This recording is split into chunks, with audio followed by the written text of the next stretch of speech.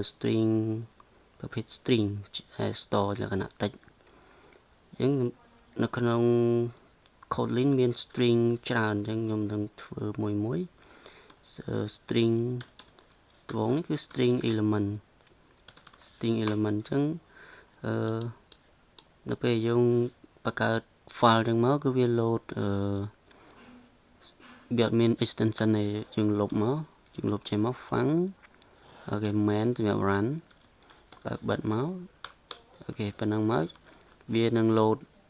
extension កន្លែងនេះឃើញវា load ឲ្យវាទៅតាមប្រភេទ IDE នេះគឺជា string function file នៃ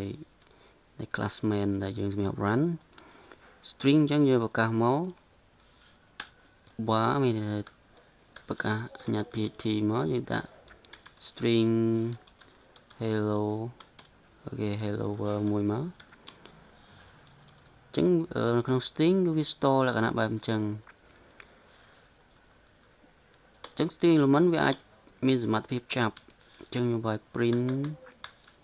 អូខេ print អញ្ចឹងមកខ្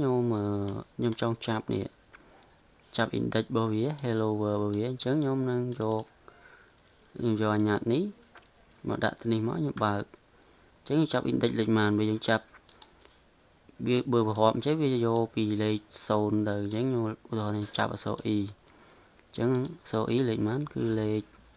2អញ្ចឹងច្បាស់ណាស់ខ្ញុំនឹងទទួលបាន result នេះ result គឺអក្សរ e នេះអូខេខ្ញុំ run ហើយវានឹងចេញខាងក្រោមនេះអញ្ចឹងយើងចាំតិចទៅវាស៊ីននេះអូខេអត់មានឃើញអីទាំងអស់មិនអីទេ sorry យើងយកលេខ2វានៅវាចូលដល់អក្សរ l ហើយនេះអក្សរ l នេះយើងរាប់ទៅ0 1 2អញ្ចឹងយក l ខអានេះអូខេអញ្ចឹងឧទាហរណ៍ថាខ្ញុំចង់ច